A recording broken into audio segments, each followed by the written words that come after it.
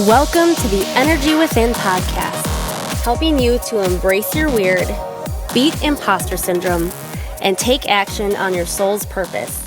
My name is Carrie Jokala. I am your host.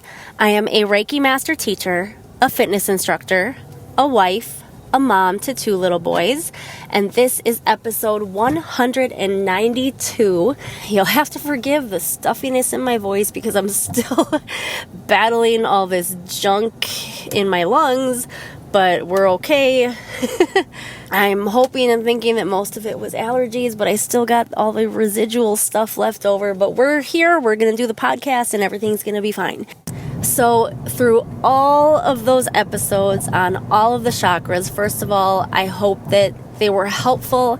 If you have more questions, please feel free to reach out. If you enjoyed them, please make sure that you share them and make sure to tag me on Instagram at I am Carrie Jokala, or come on into the Energy Within Facebook group and leave your thoughts there, ask your questions there. But I realized, I know I started off doing this, but as we got further into the chakras, I did a little less and less of explaining specific ways to clear those chakras.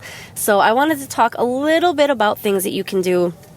Probably going to be a little bit brief because I'm not going to go into super specifics, but I'm really going to give you things that you could go look up on your own.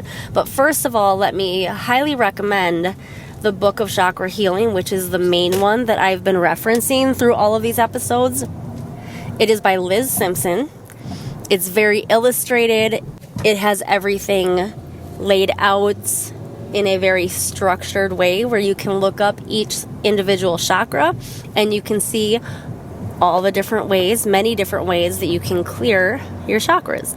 So one of the first things that I tend to go to is color therapy. So whichever color the chakra is that you're specifically wanting to focus on, have that color around you in as many ways as possible. So if you're trying to clear the root chakra, which is red, wear red, eat red foods. And ideally, when we get to foods and drinks, you want to stick to naturally colored foods and drinks. So don't go for anything artificial that's red, especially when we're getting into, say, like blue. I wouldn't recommend drinking an artificially colored blue drink just because it's blue. That's probably not ideal for opening your chakra. But if you get that book and you look at it, there are some specific foods listed with each chakra or types of foods that don't necessarily relate to color. So if you want to focus on the food aspect, and there's not much that you can think of in the way of foods that are in that color naturally, you can take a look at that book or simply do a Google search too. They might pop up that way and see just what types of foods in general relate to that chakra.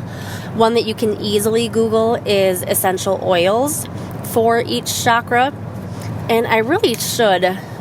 I've been meaning to turn something from a challenge I did last year, like a year and a half ago now, into a free downloadable PDF, which kind of gives you a breakdown of some of these things, including a list of essential oils that help open each of the chakras. So I don't remember, of course, all of them off the top of my head for each chakra, but I know that you can easily Google, and you can also find some in that same book. So aromatherapy is a very powerful modality to help you on your spiritual journey, your mindset journey, and emotional journey, and even for physical things. So a really good option to look into to help open your chakras.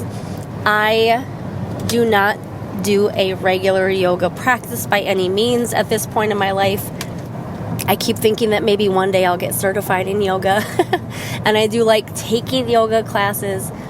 But among all of the things that I teach, yoga is not one of them. People mistake me for a yoga teacher sometimes because I teach a format called Payo, which started off when it was first created as a strict blend of Pilates and yoga. And it does pull mostly from yoga more than it does Pilates, but the name PiYo, as the format evolved, it doesn't quite accurately describe what the class is anymore, but it just had name recognition by that point. So it's still called PiYo, but it's not traditional yoga by any means. So I, for that reason, don't know a lot about each yoga pose, but it is something, again, here that you could either Google or look up in the book of chakra healing. There's an entire section in that book with each chakra that shows you at least one good yoga pose that will help to open the chakra that you are looking at. Meditations, of course, are going to be great as well. So I do have some meditations that aren't specifically listed as chakra meditations, but they're going to relate to different chakras. So if you look up the grounding meditation, that's going to relate to your root chakra. The confidence meditation is going to be your solar plexus. And both of those you can find both on the podcast, or you can download them as free MP3s without all of the podcast chatter on it. So the link is in the show notes for that. If you want to download that, it gives you the option to download a few other meditations that I did in the same month last year when I did Meditation March.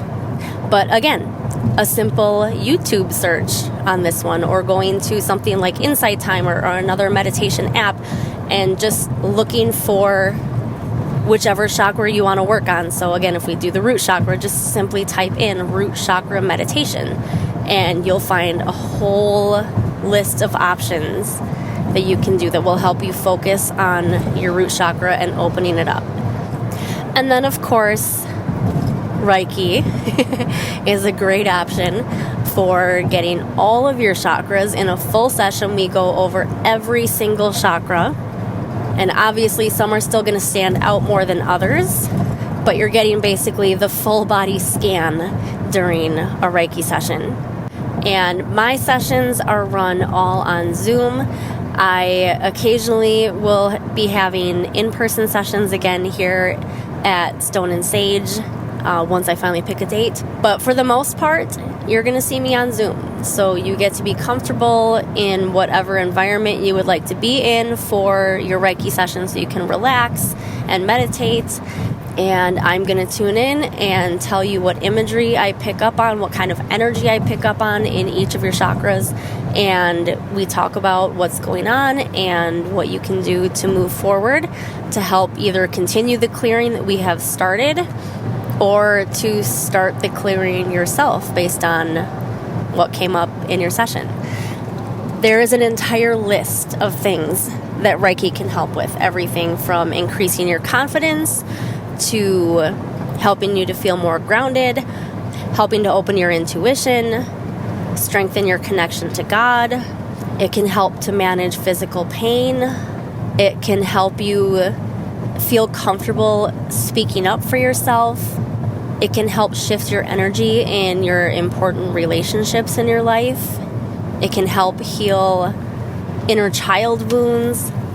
It can help heal your ability to both love yourself and give love to others.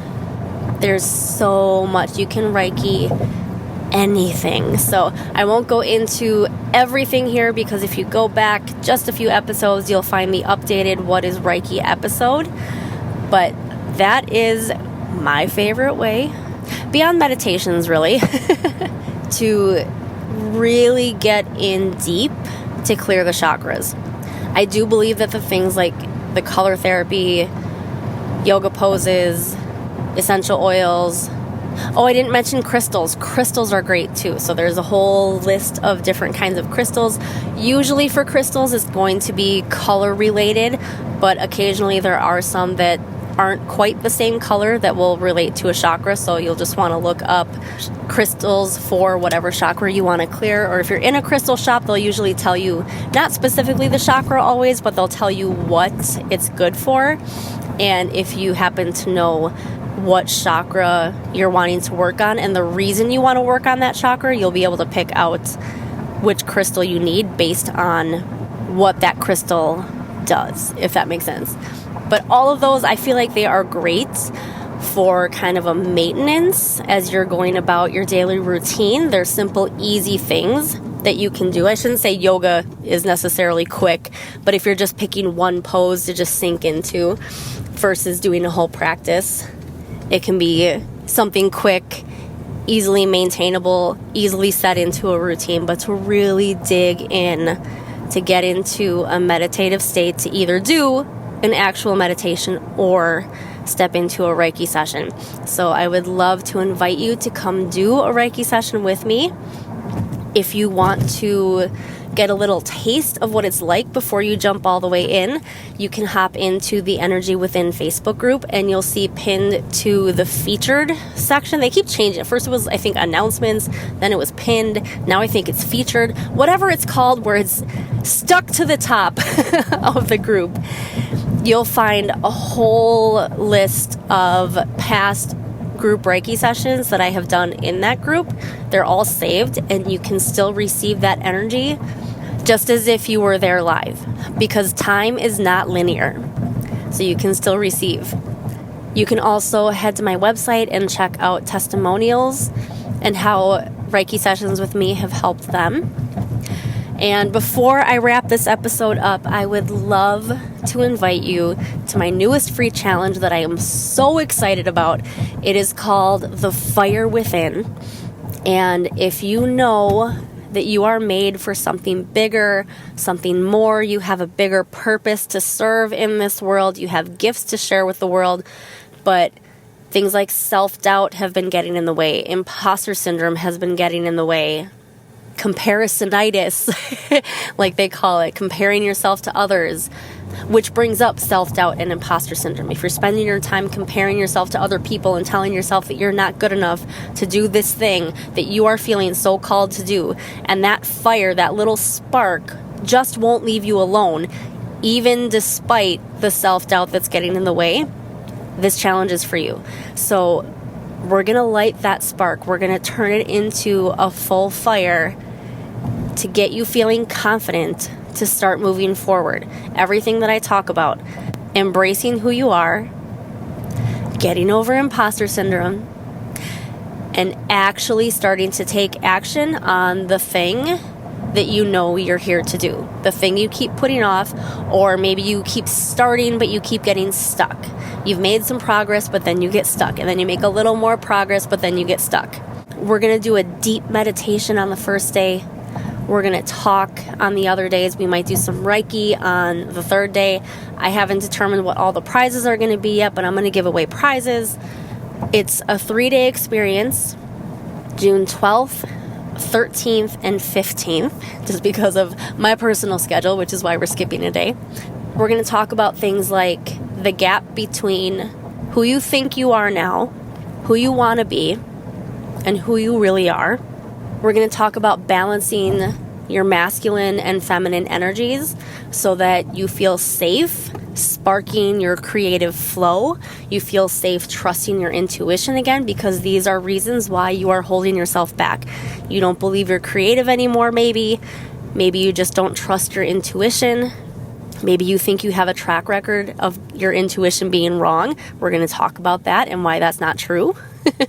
In fact, I just saw a great video today that kind of explained the difference between intuition and fear.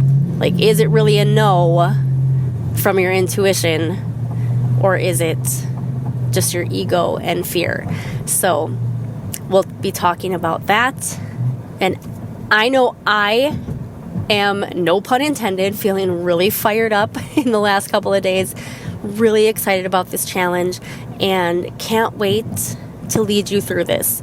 So I invite you to jump in. It's a completely free challenge. We start in a couple of weeks. And if you do join, watch your email. Make sure, of course, you check. There's always that confirm your subscription email. So check your spam or your promotions folders so that you can get the actual email you're supposed to receive for joining. And in there is a fun I'm in graphic that I made for you to share to just help spread the word and invite more people. It would be so amazing to have hundreds of people in this challenge. So share, invite your friends, tell your friends about it, share your own ideas. Start talking about your ideas, what it is that you want to do, what it is that you're here on this earth to do. And tag me when you do, let me see. And invite your friends to do this challenge with you. I can't wait to see what this Fire Within challenge is going to bring out for you. And I really sincerely hope that you will join me for this. So the link is going to be in the show notes. And again, make sure you share once you join. Invite as many of your friends, people who you know would benefit from this challenge as well. And let's create a movement. Let's light the fire under people's butts and get some action going on what we're all here to do. That's where I'm going to leave it. Thank you so much for being here, and I will see you next time.